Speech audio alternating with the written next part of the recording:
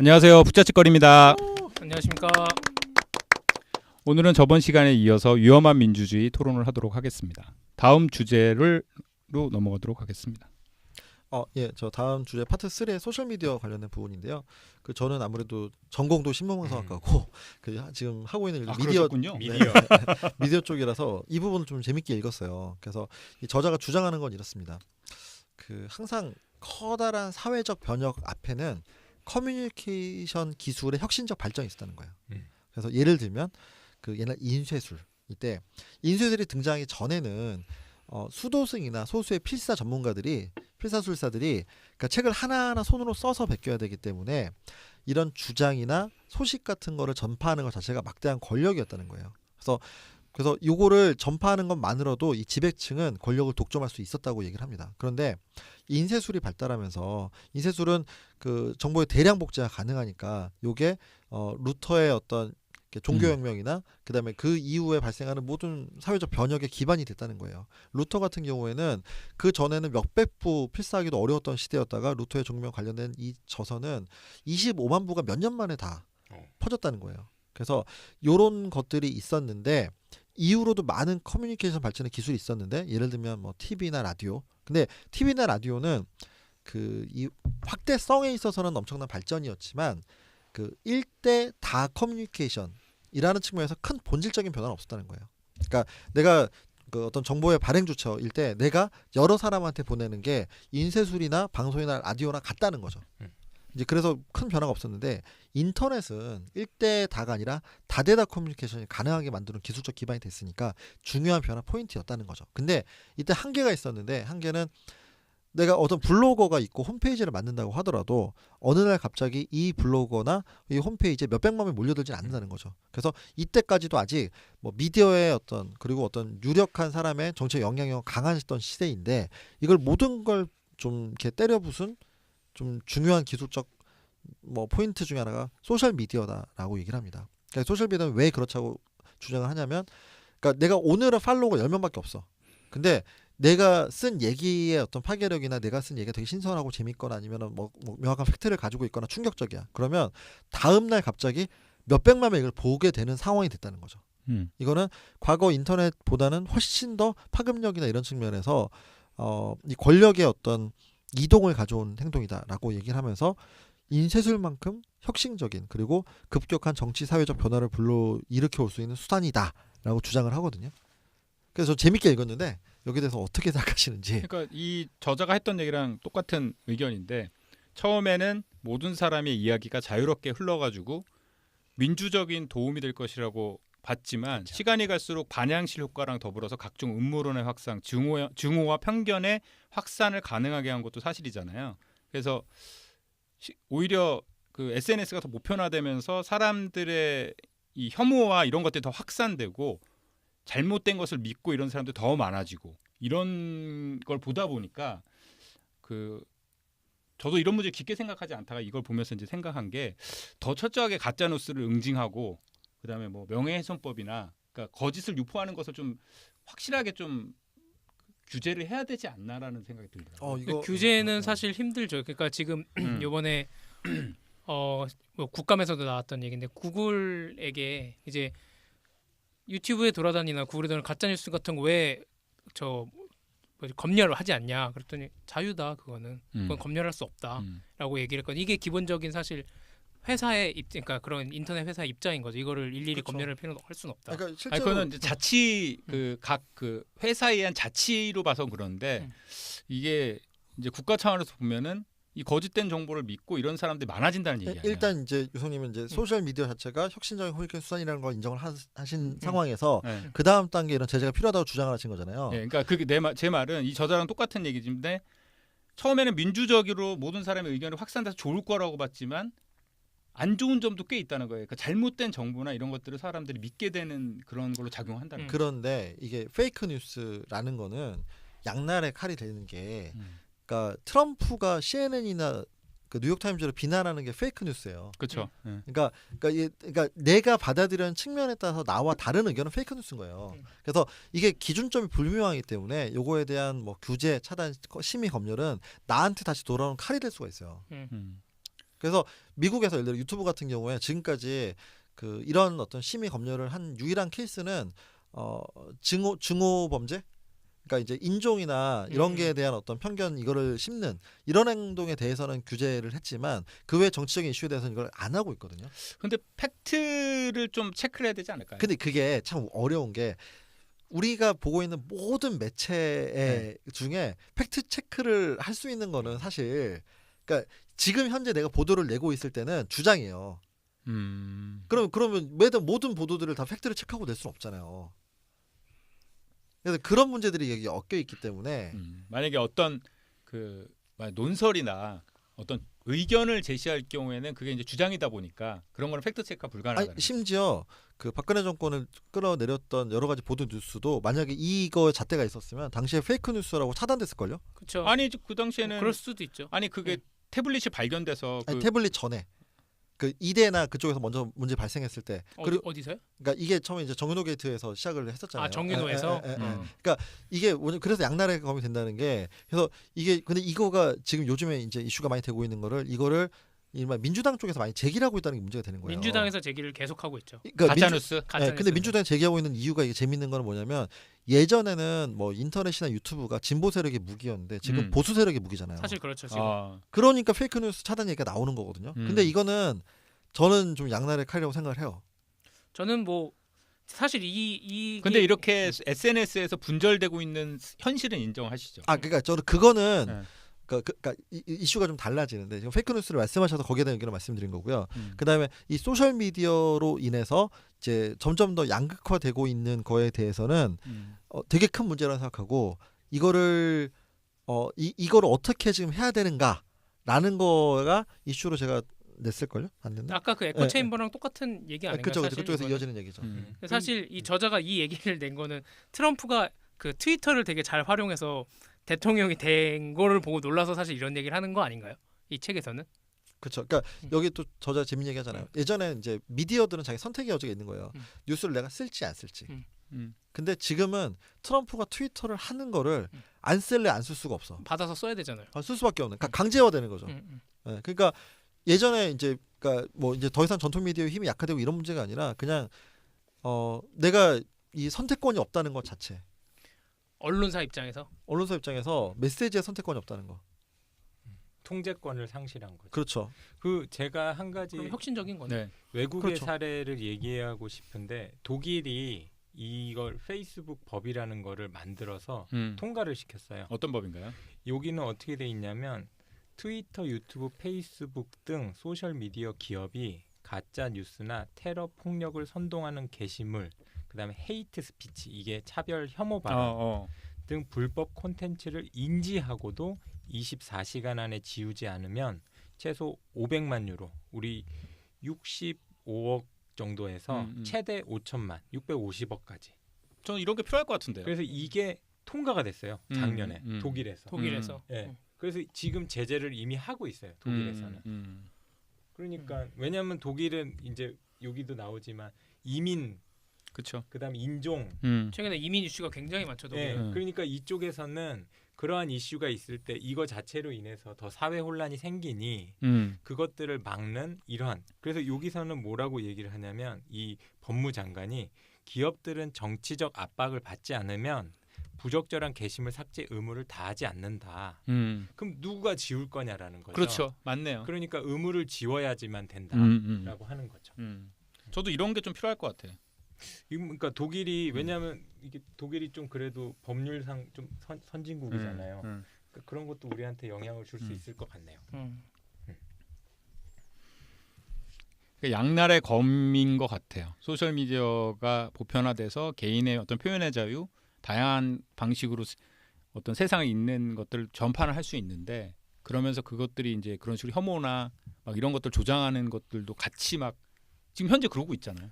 현재 되게 심하죠. 되게 심하죠. 되게 심하죠. 지금 되게 분절적이잖아요. 네, 되게. 민족주의 여기서도 책에서도 얘기 나오면서 그런 우리나라만 그러겠어요. 외국 같은 경우 뭐 유튜브 찾아보면 우리나라 뭐 여혐, 남혐 뭐. 네, 그런 사실 뭐 지금 독일의 그 외질 축구 선수 같은 경우는 지금 민족주의 얘기 나오면서 터키 이민자가 독일을 대표하는 게 맞냐.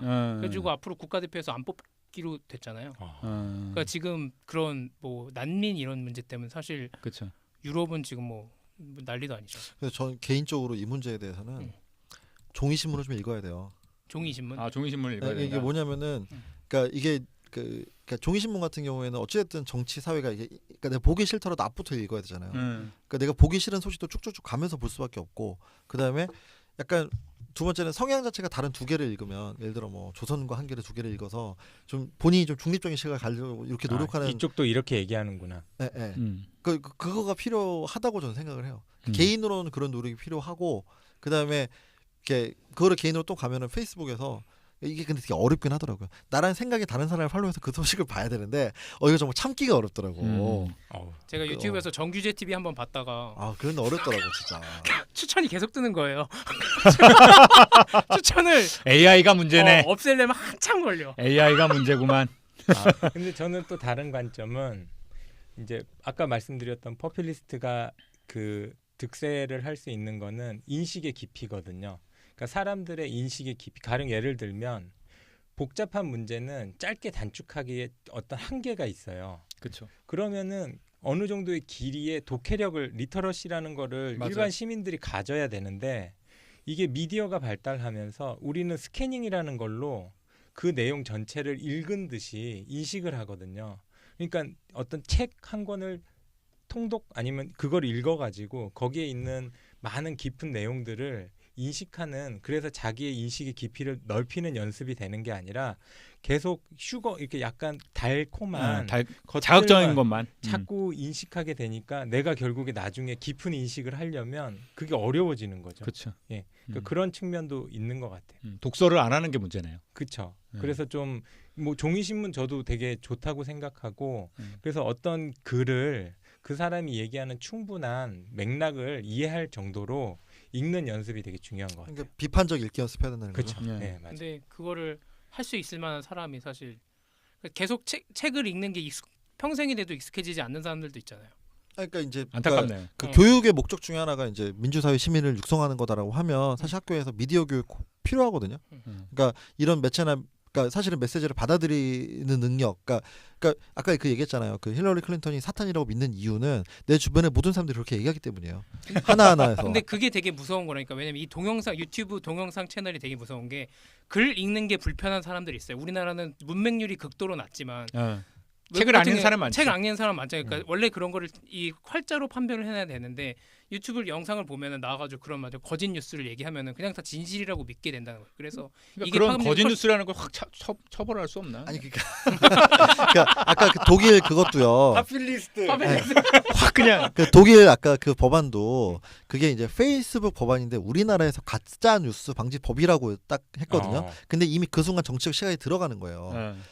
그 독일 법안은 헤이트 스피치에 대한 관련된 금지가 훨씬 더 강조되어 있는 거예요. 근데 헤이트 스피치는 좀 명확해요. 뭐냐면 인종. 그러니까 내가 태어나서 내가 바꿀 수 없는 거 있잖아요. 그렇지. 그치. 내 태어나면서 바꿀 수 본래 없는 것들에 갖고 대한 비난과 거기에 대한 격리나 이런 거는 좀 명확하고 미국에서나 이제 유럽 문화에서는 그런 건 되게 강하잖아요. 근데 우리나라는 그런 건 되게 관대하고 정치적인 거에선 되게 사실 세고 이런단 그렇죠. 말이에요.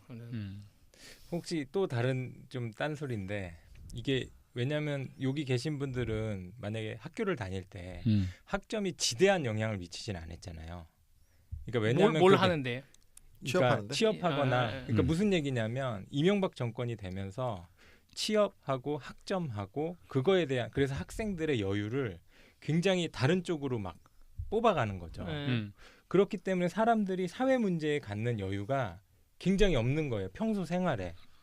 그러니까 결국은 사회의 걱정은 일부의 사람들이 걱정하고 행하고 이렇게 되고 보통의 사람들은 자기가 당면한 문제에 모든 주의 집중이 돼갖고 현재 사회가 돌아가는 어떤 그런 것까지 그 자기 인식을 그쪽에 줄 수가 없는 거죠. 그런 것도 저는 우리가 좀 근본적으로 여유가 좀 있어져야 된다고 생각해요. 뭐 그게 재무적인 여유는 아니고. 네. 예. 네, 그래서 요 주제는 예. 여기서 마무리하고 다음 택수님이 주제 이게 포용적 민주주의. 네, 저희가 그러니까 민족주의. 민족주의. 네. 책에서 얘기하고 있는 게 크게 세 개의 문제를 가지고 이제 자유민주주의가 무너진다라고 얘기하는데 그중에 세 번째입니다. 민족주의에 관한 얘기가 나와 있는데 그래서 민족주의가 뭐 현재 무너지고 있다 이런 얘기를 하면서 이런 얘기가 나와요. 배타적 민족주의의 해결책으로 포용적 민족주의를 가져가야 한다고 주장을 하고 있습니다. 책에서. 그래서 포용적 민족주의란 뭐냐? 부정의에 눈을 감으면 안 되고 다민족 민족주의 전통 토대 위에서 유대 관계가 우리 간의 유대 관계가 인종과 종교를 뛰어넘을 수 있음을 보여줄 수 있어야 한다라는 되게 이렇게 큰 얘기, 되게 무슨 하느님 그 성경에 나오는 같은 얘기를 하고 있는데 제일 싫어하는 얘기죠. 예. 이게 너무 공허한 얘기, 이 얘기만 나오고 끝이에요. 그 다음에 대안이 없어요. 그래서 우리가 배타적 민족주의를 해결하기 위해서 포용적 민족주의를 가져가야 된다라고 하고 얘기가 끝나는데 이 부분 어떻게 보셨나요? 저 되게 이걸 보고 똥 같은 소리. 네, 이거 뭐 밥 먹으면 똥 싸는 얘기 하고 있네 이러고 끝났거든요. 근데 저는 이제 그거 전에 그러니까 이 앞에 이제 저 이 책 보면서 깜짝 놀랐던 게 그 유럽이나 미국에 이민자가 많은 건 알고 있었지만 수치를 보고 너무 놀랐어요. 엄청나죠. 몇백만. 아니 그 지금 독일이 1,700만 예. 명이고 그 미국 그 표 보면서 놀랐는데 1800년대 후반에서 1900년대 초반에 미국 사회가 성립이 될 때 그 수만큼의 이민자가 그렇죠. 지금 몰려들었고 음. 그다음에 남유럽에도 몇백만 명 뭐 이러면 사실 이 정체성의 혼란을 겪을 수밖에 없지 않을까 생각이 확실히 들긴 들었거든요. 그리고 저자가 민주주의의 위기를 얘기하면서 이민이 왜 문제를 초래하는가에 대해서 앞부분에 설명한 내용이 있어요. 이 주제 보니까 그게 생각나서 그건 한번 환기하고 했는데 로마를 예를 들면서 로마 초기 로마랑 제정 로마로 가면서 왜 다원성이 더 보장이 됐는가를 얘기하는 부분이 있어요. 그러니까 아무래도 민주주의라는 게 주민에 의한 자치잖아요. 근데 나랑 인종이 다른 사람이 자기 목소리를 똑같은 시민의 권리를 가서 자기 목소리를 내는 거를 듣고 있기가 힘들다는 거예요.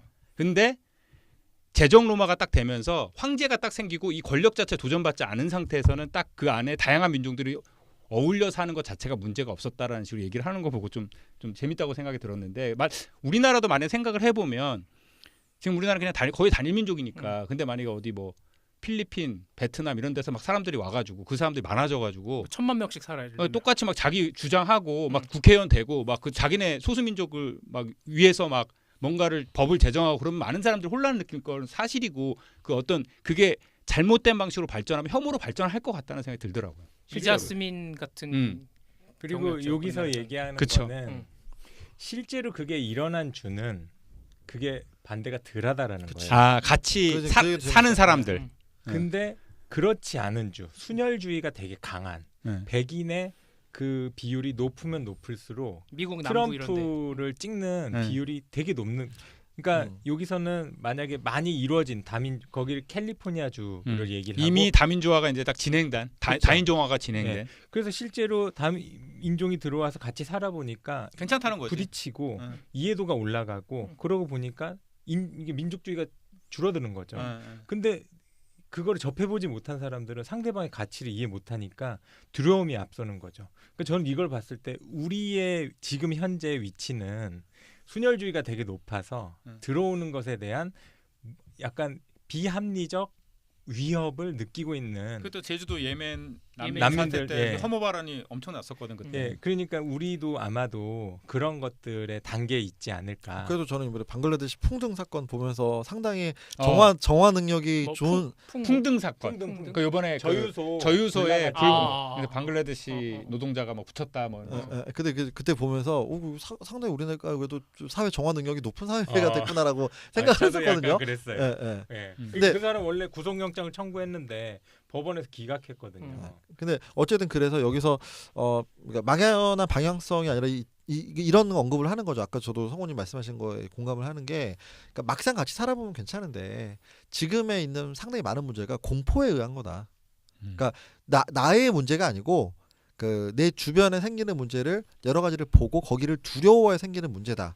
라는 걸 좀 얘기를 그렇죠. 하고 있거든요. 약간 허상일 수 있다라는 네. 것이고 그 다음에 여기서 얘기하는 포용적 민족주의라는 게 예로 이제 마크롱이 네. 마르세유에서 연설한 게 나오거든요. 그러면 뭐 그냥 간략하게 하면 여기서 이 사람이 언급을 해요. 아르메니아인, 이탈리아인, 알제리인, 모로코인, 티니지인, 그다음 뭐 그밖에 말리, 세네갈, 코티드라, 부아르까지 사람들을 다 이제 각각의 민족을 언급하면서 예. 하지만 이 사람이 얘기하는 건 마르세유 시민을 본다. 그러니까 그 다양한 민족이지만 당신들은 마르세유 시민이다. 그 다음에 이 사람은 프랑스인을 본다. 그러니까 당신들은 그 각각의 민족이고 마르세유 시의 시민이지만 프랑스인이다. 그러니까 우리는 당신들의 민족주의를 부정하는 게 아니다. 하지만 우리 마르세유 시민 아니면은 프랑스인으로서의 포용을 해야 된다. 그렇게 가는 게 여기선 해결책으로 제시하는 거죠. 근데 이제 그 포용정 근데 포용정 역주에 저쪽 저자가 두 가지 얘기를 하는 게 아까 그 이 가짜뉴스에 대해서도 이 발언권을 제한하는 조치를 하면 안 된다라고 주장을 하고 이 민족주의에 대해서도 좌파가 그렇다고 너무 좌쪽으로 가가지고 공간을 열어줘서 그 사이를 포퓰리스트 정치인이 들어왔다라고 얘기를 하는 부분도 있거든요. 그러니까 뭐냐면은 이게 너무 이제 그 다원적 민족주의와 그 가치관만 하다가 막상 이 민족주의라는 부분에 다 뺏겨버린 거죠. 그래서 사실 유럽에서 많은 부분이 정권을 잃고 했던 거고. 그래서 이 부분 역시도 그러니까 아까 저는 아직도 어느 스테이지라고 저는 생각하냐면 개인적으로 이민이 이렇게 많네? 라는 스테이지예요. 이미 뭐라고? 이민자가 이렇게 많네? 이민자가 그렇죠. 우리는 그렇죠. 네. 그런 거에 대해서 아직 모르니까. 상상을 못할 정도로 이렇게 많구나. 근데 저는 그렇게 생각하는 게 지금 방금 말씀하신 똑같은 게 이민을 받는 절차를 사회적 합의를 통해서 신중하게 해야 된다는 거죠. 그러니까 이민이 확 들어왔을 때 이런 문제가 어떤 문제가 생길지도 모르는 상태에서 그냥 문호를 열고 그냥 뭐 개방적인 나라입니다 그렇게 해서는 안 된다는 거죠. 이게 너무나 여러 가지가 껴있어요. 그 문화적 다원주의라는 것도 그 완전 좌파적인 시각에서 보자면 예를 들어 뭐 이슬람이 히잡 문제 이런 거 어떻게 볼 거예요? 그러니까 어렵다니까 아까 그런 헤이트 게. 스피치에서 판단하기 어려운 문제들이 어떤 게 있냐면 그러니까 인종에 대한 차별이나 이런 건 좀 명확한 이슈인데 그 이 이슬람 쪽의 얘기로 들어가면 되게 복잡해져요. 복잡하더라고요. 예. 종교적 관습적인 문제까지로 처벌해야 그 되는 남녀 문제도 있고요. 예, 예. 이게 진보 보수가 무슨 거기에 대한 성향 그 무슨 차이가 있진 않죠. 이 문제에 대해서. 있어요. 어떤 게 있냐면 있어요. 문화적 다원주의를 완전히 강조하는 쪽에서는 그러니까 이게 그것도 양면으로 나누는데 그건 어차피 문화로 인정을 해줘야 되는 거 아니냐?라는 측면이 있고 여성 인권을 강조하는 측면에서는 그거는 문화가 아니야. 이거는 제재가 들어가야 돼라고 그거는 생각할 문화가 수 있어요. 아니다. 그리고 또 9.11 이후에 또 이슬람권에 대한 미국인들의 일반적인 생각 자체가 있으니까 그것도 이제 영향을 많이 미치고 있는 거죠, 사실. 그러니까 여기서 그 한 예로 그 자유주의가 없는 민주주의를 얘기할 때 스위스에서 그 이슬람 사원, 이슬람 사원 세운 거. 이슬람 표식 밀자로 제가 뭔지 예. 모르겠는데 미 뭐였죠? 그거. 근데 그거를 하나를 세울 때 결국은 법원에서는 허용을 했지만 그게 모든 사람이 다 국민투표. 국민들이 국민투표죠. 반대 다 했는데 앞으로 그걸 세울 수 없게. 법원에서는 한번 했더니 국민투표로 법을 바꿔버린 거잖아요. 예. 그러니까 그 예가 사실은 그 민주주의이지만 반자유주의적인 반자유주의 개인의 자유를 존중하지 않는 거죠. 그렇죠. 개인의 종교의 자유를 제한한 거죠. 그래서 국민이. 그 거기서 제일 감명 깊게 봤던 게 이거잖아요. 그 헌법에 이런 전문이 생기게 되었다. 우리는 종교의 자유를 인정한다. 네. 하지만 밀모모는 세울 수 없다. 그러니까 이슬람의 어떤 표식인데 그거는 세울 수 없게끔 법으로 그냥 만드는 예외상이 자꾸 생기는 거 아니에요? 한국의 붉은 십자가는 세울 수 없다. 뭐. 하여튼 근데 제가 저는 이거는 되게 맞다고 봐요. 포용적 민족주의는. 네, 다음 주제로 넘어가도록 하겠습니다. 택수님, 다음 주제도 생산성을 좋은데요. 끌어올려라. 생산성을 끌어올려라라는 주제가 나와 있는데 그 경제 문제를 해결하기 위해서 저자는 슈퍼리치에 대한 세율 강화 그리고 부동산 가격 하락을 시켜야 되고 그리고 교육 구조 변화를 통한 생산성 향상이 필요하다고 얘기를 하고 있습니다. 그래서 생산성 향상과 불평등 감소는 상호 보완적인 관계라고 얘기하는데요. 우리나라에도 이게 적용이 되는 얘기인지 잘 모르겠어요. 교육 구조 변화를 통해서 생산성 향상이 되는 건지 아니면 우리나라는 지금 어떤 식으로 이게 근데 이거 피케티는 이렇게 얘기하지 않지 않아요? 생산성 향상이 되었음에도 불구하고 자본이 더 많이 가져간다. 그렇죠. 그 불평등에 대해서 얘기하지 않아요? 피케티는 그렇게 얘기해요. 이 사람 되게 낙관적으로 얘기하네. 저는 사실 이 저자 이 주장에 대해서 상당히 공감을 했고 네. 현실적이라고 생각을 했어요. 그러니까 이게 아까 아까 이 두 책의 저자가 싸우면은 이 부분에서 되게 많이 그쵸. 싸울 거라고 저는 생각을 하는데 네. 그러니까 이 저자는 이 혁신 성장과 성장에 대한 거는 계속 가야 된다. 단지 경제적 불평등에 대한 부분은 확실히 뜯어 고쳐야 된다. 이런 명확한 입장을 가지고 있고 거기에 대한 그런 입장을 가지고 있거든요. 왜냐하면 그의 기반이 뭐냐면은 그러니까 민주주의가 형성하기 위한 세 가지 토대 중에 하나가 경제 성장으로 보는 거예요. 어쨌든 나눠 먹을 파이를 계속 생산을 해야 그렇지. 된다. 예.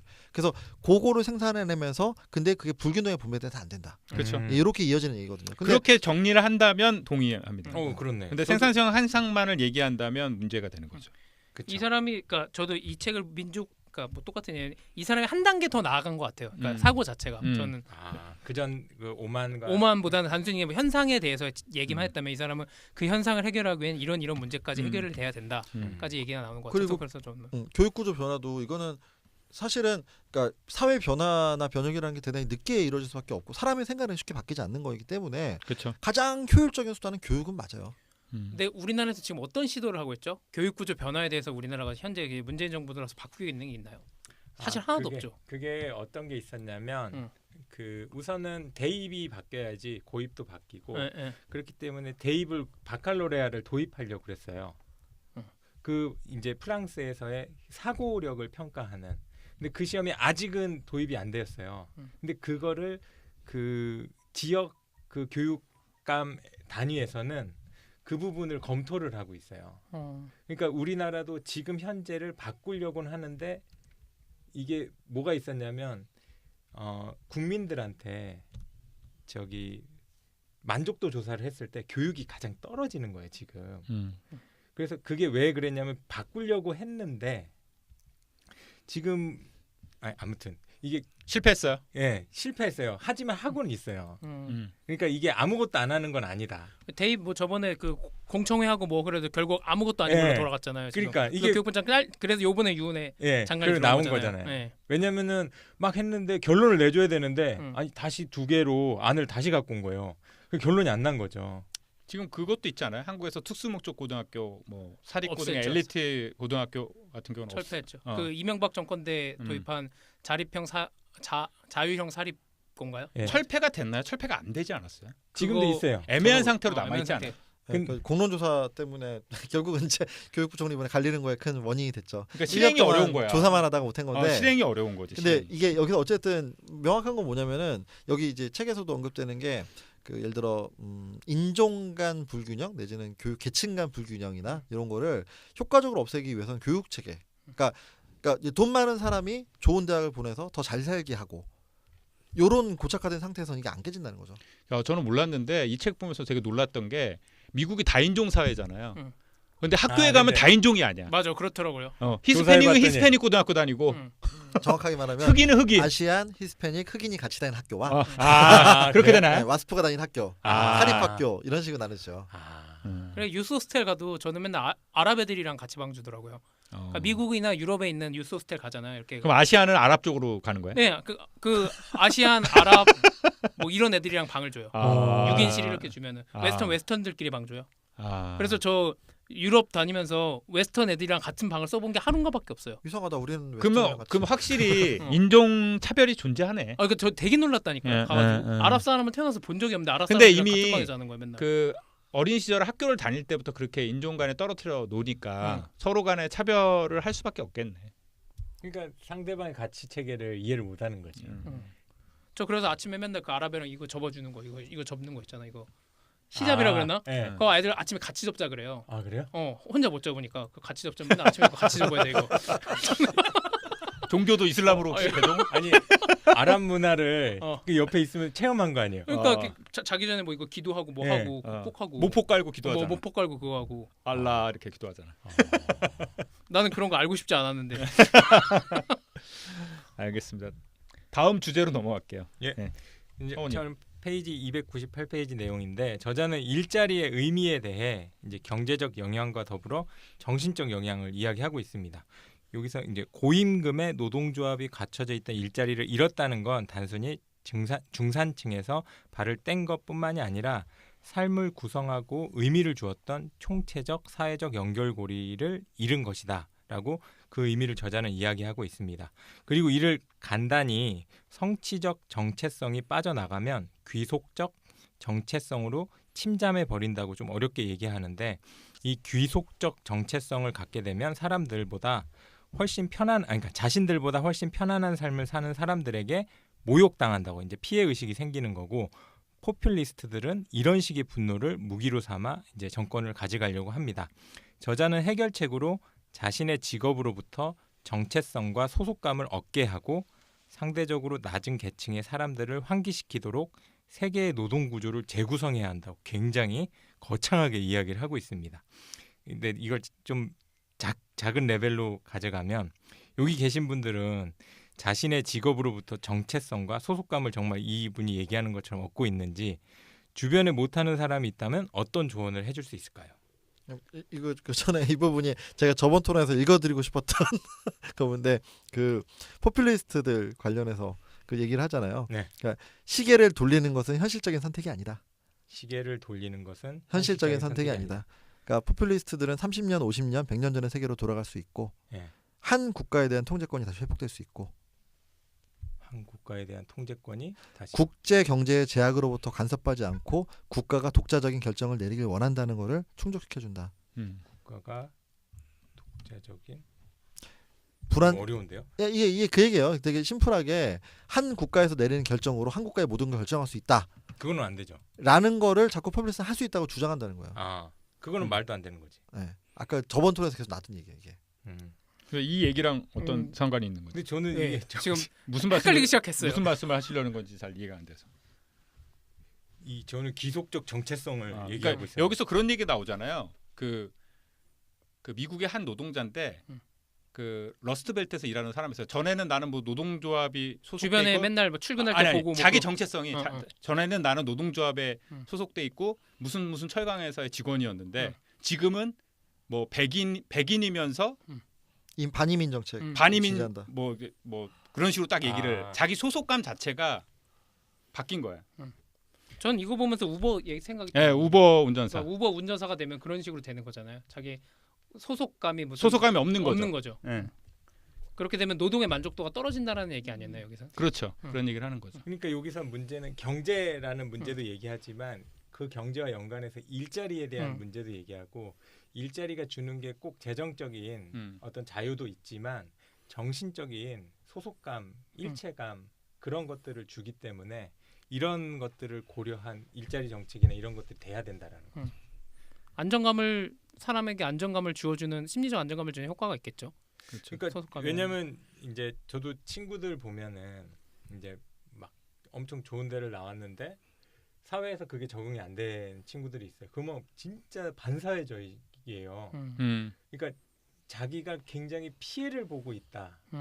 사회에 대해서 굉장히 불만이 많더라고요. 소속감이 이제 없다 예, 보니까. 그러니까 그래서 포퓰리스트들한테 그러니까 먹이가 되겠는데요. 근데 왜 그랬냐면 그런 친구랑 같이 막 얘기를 하고 있다가 제가 문득 어떤 얘기를 해줘야 될까라는 게 해주고 그 얘기가 잘 떠오르지 않더라고요. 너는 뭐 우리 사회는 괜찮아 이렇게 얘기할 수가 없잖아요. 그냥 들어주시면 되지 무슨 얘기를 해주려고 그래요. 아 그래요? 그 사람이 돈 내면 그냥 들어주세요. 돈은 제가 내야 돼요. 아, 그래요? 안정적인 그 정체성과 소속감을 갖고 계시는 저는 분들. 저런 식으로 항상 얘기하다가 그래 그렇지 하고 나서 생각해보면 쟤는 반포에 집 한 채 있고 잠실에 집 한 채 있는데 아 그래요? 이렇게 사는데 근데 여기에 그 이 부분에 보면은 그 어쨌든 여기서 이제 보면 직업 안정성이 떨어지면서 소속과 정체감이 떨어지고 있는 현상이 반복이 되고 있다라는 게 여기서 주장을 하고 있는 거고 그리고 예. 파퓰리스트들이 그런 것에 의한 분노가 생기는 그걸 것들을 이용하고 있다. 그렇죠. 양분 삼아서 이제 세력을 키우고 있는 거죠. 그게 된 이유는 그 낙후된 산업 영역에 있는 사람들이 떨어져 나오기 때문 아니에요. 그게 오히려 러스트벨트. 민주당 전에 책하고 연결을 하면 민주당이 케어를 했으면 오히려 그런 게 적어서 그렇게 파퓰리스트들이 더 나올 수 있는 환경이 덜 됐을 텐데 없을 텐데. 그럼 그게- 했었어야 된다 이거죠. 그렇죠. 그 부분이 오히려 파퓰리스트들이 대두될 수 있는 어떤 토지를 양분을 만들어내지 않을까. 민주당의 잘못으로 포퓰리스트들이 양분이 되었네요. 근데 생겨났네요. 이런 그 그런 거. 사양 산업이 나오고 거기서 직업의 안정성이 불안해지는 현실을 세계의 노동 구조를 재구성해서 어떻게 해결하겠다는 거죠. 근데 저는 이게 이게 해결이 가능한 문제인가? 그 저걸로 이걸 딱 했을 때 네. 핀란드의 노키아 같이 네. 노키아 한 방에 무너졌잖아요. 그 사람들이 다 벤처나 이런 쪽으로 그게 흡수가 다 됐거든요. 그러니까 핀란드나 이런 북유럽은 사회 안전망이 그러니까. 좋아서 만약에 그런 식으로 실직이 돼도 생활하는데 전혀 문제가 네. 없고 그래서 그렇게 살고 싶다 그렇게 살고 아닌 사람 도전해서 새로 창업을 하는 거예요. 그렇죠. 그러니까 우리는 그렇게 된다면 좋겠죠. 예, 그러니까 그게 어떻게 보면 한 설례가 되지 않을까. 그쪽도 음. 기간 산업이 무너졌지만 응. 그러니까 이게 그거 복지 체계는 어려운 사람에게 도움을 준다.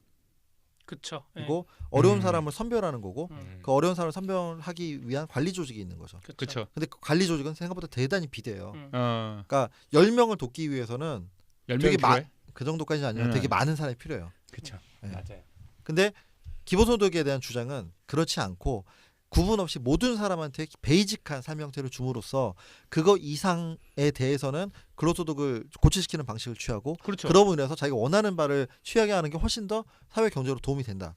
그리고 우리가 취하고 있는 이 현실 자체가 점점 더 노동력은 줄어들 수밖에 없는 형태로 가고 있잖아요. 근데 그거를 그러니까 시계를 되돌릴 수는 없기 때문에 그 다음 쪽에서의 대안을 찾는 쪽으로 집중이 돼야 된다이고 그게 이 저자가 얘기하는 이 경제적 난간에 대한 대담한 접근이라고 저는 생각합니다. 그렇게 이해하면 되겠네요. 음. 마지막 주제 택수님 바로 밑에 주제는 아까랑 비슷해서 마지막 주제 주시면 되겠습니다. 마지막에 그 대안으로 제시하는 교육의 중요성을 얘기하면서 결국 자유민주주의를 수호하기 위해서 시민을 길러내야 된다라는 얘기를 하고 있습니다. 그래서 자유민주주의를 수호하고 가짜뉴스에 현혹되지 않으려면 어린이들을 시민으로 만든 업무를 진지하게 수행해야 한다라고 말하고 있습니다. 저자는 교육을 통해 자유민주주의의 명과 암에 대해서 명확하게 교육을 하고 그거에 대해서 우리가 나아갈 방향을 정립해야 된다. 그래서 자유민주주의의 명과 암에 대해서 교육하면 포퓰리스트의 논리에 현혹되지 않을 것이다 라는 얘기를 하고 있습니다. 근데 이게 너무 이게 교과서 같은 얘기. 교과서 같은 얘기야. 위에 똑같은 얘기고 이거 뭐 모르는 게 아니잖아요. 그러니까 이거를 모르는 게 아닌데 포퓰리스트의 현재 우리가 처해진 상황에 현혹되는 상황으로 되어 있잖아요. 그래서 이게 너무 뻔한 얘기를 한 거 아닌가라는 근데 생각이 어린이들을 시민으로 만드는 교육을 음. 지금 잘하고 있나요? 안 되죠. 저는 이거 얘기할 네. 때 먼저 음. 명 말고 암 부분에서 음.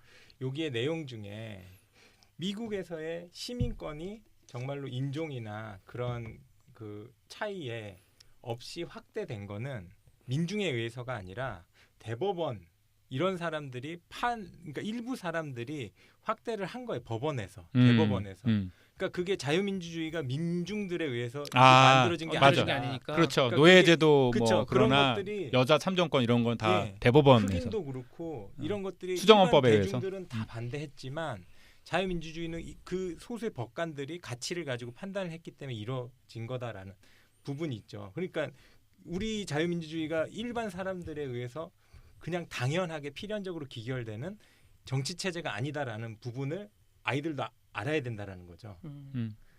그리고 이 민주주의라는 것 자체가 우리 일반 한국에서의 교육을 받았던 사람들은 절차의 민주주의나 이런 것들 자체를 사실 경험해보기가 되게 어려워요. 그러니까 가령 어떤 게 있었냐면 이제 저희 아파트에서 뭐 주차 관련해서 뭐 이슈가 있었어요. 그러면은 어떤 사람이 반대를 해요. 그러면 이러이런 절차가 있습니다. 그럼 그 사람은 나는 그런 절차는 모르겠고 이렇게 나오죠. 보통 그렇게 나와요. 말싸움이 그렇게 나오죠. 예. 그런데 왜냐하면 그 사람들이 아파트에 입주하려면 관리규약에 사인을 하거든요. 공동주택에 살기 위해선 관리규약에 의해서 운영이 되고 그런 반대의 방법도 의견 제출하는 방법이 있어요. 그럼 그거를 제시를 해줬을 때 이 사람들이 그렇구나. 그 절차를 따라서 나는 이렇게 반대 이렇게, 의견을 하면 되겠다. 근데 그게 아니라 나는 모르겠고 이건 반대야. 너 내가 누군 줄 알아? 왜 그런 거예요. 그렇죠. 그러니까 우리가 민주주의 훈련을 좀 그쵸. 해야겠네요.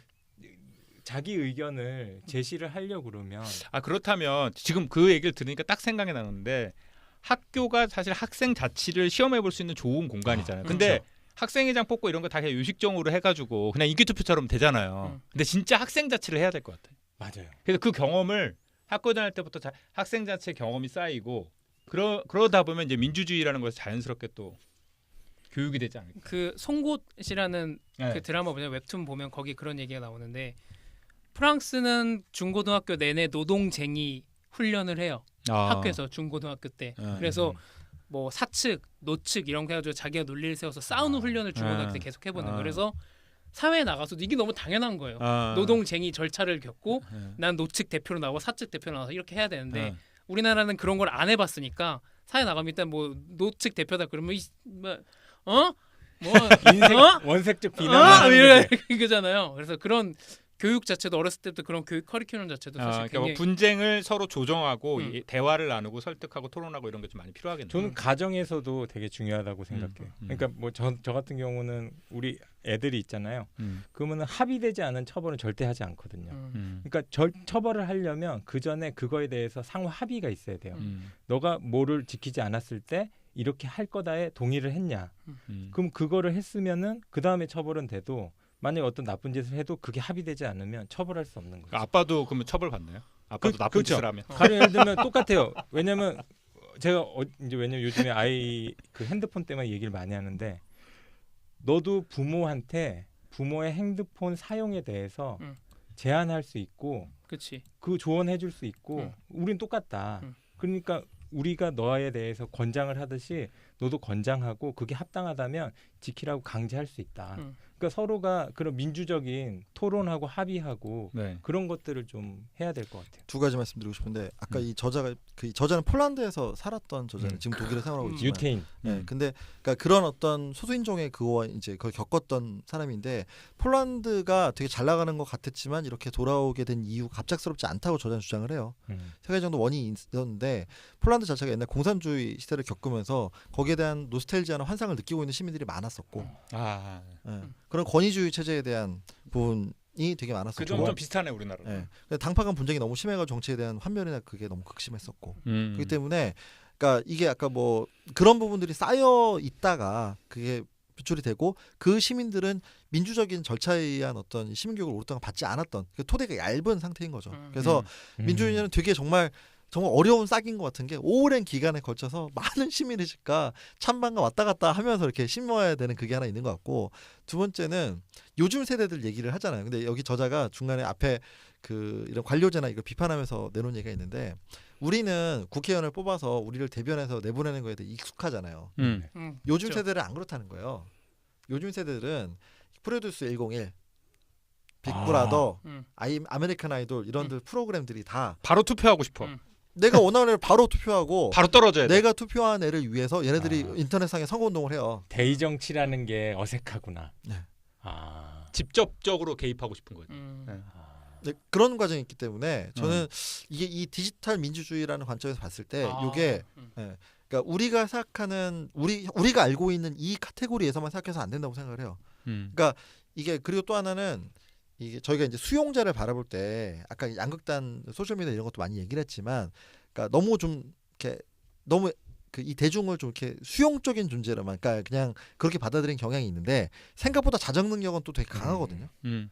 그러니까 이게 너무 심하면은 그러니까 이렇게 심하게 갔다가 다시 돌아왔다 심하게 갔다 돌아왔다 한단 말이에요. 우리나라도 똑같잖아요. 정치가 노무현 정권 당선시켰다가 이명박 박근혜 갔다가 다시 문재인 왔다가 그러니까 이러면서 그 우리나라는 뭐 촛불의 국민인데 근데 그 자체가 어마어마하죠. 그 촛불이라는 것 에너지가. 자체가 2000년대 초반부터 쌓여왔던 게 2017년에 17년에 폭발한 거지. 그렇죠. 16, 17년에 갑자기 하늘에 뚝 떨어진 게 아니라는 거죠. 87년부터 87년부터 있어요. 87년부터 있는 거죠. 사실 그런 국민의 어떤 에너지 같은 게 있는 거죠. 네. 그래서 그런 것들이 다 이렇게 맞물려져 있는 것이기 때문에 그 생각보다는 뭐 이렇게 이 해결 방안이나 이렇게 논리할 수 있는 뭐 교육의 요구는 긍정적으로 받아봐도 되지 않을까. 네, 그래서 오늘 토론은 이것으로 마무리하고 전체적으로 뭐 총평 그 어떻게 두 번에 걸쳐서 토론을 했는데 어떠셨는지 궁금합니다. 저는 제가 이 책을 추천했지만 뭐 만족스럽습니다. 정말 만족스럽고 자랑스러워. 자랑스러워. 제가 올해 읽은 책 중에 워렌 버펫 책하고 사실 네. 이 책 두 개가 올해의 책인 것 같아요. 저는 두 개가 가장 감명 깊었습니다. 네. 그래서 그리고 세상을 보는 시각을 좀 새로 보게 됐고 앞으로 나오는 뭐 뉴스나 예를 들면은 이런 미디어 쪽에 관련된 것들도 조금 새로 볼 수 있을 것 같고요. 그래서 네. 굉장히 재밌게 읽었습니다. 네. 저는 뭐 이 책은 충분히 저도 감명 깊게 읽어서 근데 한 권에 잊혀진 책이 원래 있습니다. 네. 뭐냐면 유시민의 후불제 민주주의라고 그것도 할 뻔했었는데 원래 하려고 했는데 이제 그게 없어졌는데 그 책은 헌법에 대한 내용이에요. 그래서 여기에서 시민 교육, 아이들에 대한 시민 교육일 때 그 책이 굉장히 좋은 그래서 이 책하고 그 책을 같이 읽으면 여기서는 시민 교육을 해야 된다고 했고 그 책은 시민이 알아야 될 것들을 얘기해 주기 때문에 되게 도움이 될 것으로 보입니다. 네, 저도 사실 이 책을 읽기 전에는 최근에 막 일어났던 여러 가지 일들, 한 최근 5년간에 한 10년간에 자연스럽게 일어났던 뭐 가짜 뉴스 이야기, 그다음에 사람들이 되게 정치적으로 입장이 막 되게 분절되는 뭐 이렇게 우리나라 같은 거는 이제 페미니스트 논쟁도 그렇고 뭐 각종 혐오주의 만연이라든가 막 이런 것들이 잘 이해가 안 되고 트럼프의 당선도 그렇고 왜 이렇게 사회가 더 이렇게 복잡해지고 막 그런 느낌이 들었었는데 그걸 이해가 안 되니까 맞아요. 좀 어려웠었는데 이 책을 읽으면서 좀 개안을 했어요. 그래서 택수님께 감사드리고 네, 저도. 그다음에 특히 오늘 토론을 통해서 좀 그 새로운 시각들도 또 많이 접해서 되게 좋았던 것 같습니다. 저도 이게 저는 이게 좋은 책이라서 의뢰이 성우님이 추천한 줄 알았는데 생각해보면 텍스님이 추천했더라고. 그래서 저도 올해 읽은 책 중에 되게 재밌게 잘 읽은 책이라고 생각하고요. 그 저자가 이제 서문에 그 얘기하잖아요. 그 우리가 가만히 있더라도 아무것도 안 하더라도 앞으로도 계속 잘 될 거라는 환상 깨야 되고 피를 묻혀야 된다. 지금 되게 중요한 시기다. 그러니까 이게 되게 민주주의 위기에 처한 시기이고 그 민주주의 적들이 그러니까 소자들보다 이 사회 틀을 바꾸니까 더 열심히 하고 있는 때다. 그렇기 때문에 여기에 대응하기 위해서는 그리고 이런 평화 번영 계속되게 하기 위해서는 좀 더 특별한 시기에 특별한 노력을 같이 해야 된다라는 측면에서 많이 공감했던 책입니다. 이 책의 처음하고 끝에 계속 나왔던 게 러셀의 닭 이야기 나왔거든요. 모이를 계속 주는데 계속 모이 먹다가 비둥비둥해지면 한순간에 잡혀 먹을 수 있다. 그러니까 현재 우리가 모이를 먹고 있는 게 이게 그냥 계속 모이를 준다라는 게 아니라 어느 순간 누구에 의해서 목이 잘릴 수 있다. 그런 좀, 경각심을 가져야 된다. 경각심을 가져야 된다. 네, 그래서 이렇게 해서 토론을 마치고요. 저희가 그 북자치걸 시즌 2로 지금 올해 한 해 동안 열심히 이런 저런 책 읽고 책 소개도 많이 했는데 하여튼 덕분에 되게 즐겁고 재밌는 한 해였던 것 같습니다. 그래서 올해는 이것으로 마무리하고 내년도는 내년도 가서 어떻게 내년에 봐서 또 만나요, 다시 제발, 만날 뭐 이런 거 하는 거 아니에요? 또 만나요 제발인데 만날 수 있을지 없을지 그건 내년도 가보도록 하겠습니다. 수고 많으셨습니다. 수고하셨습니다. 고맙습니다.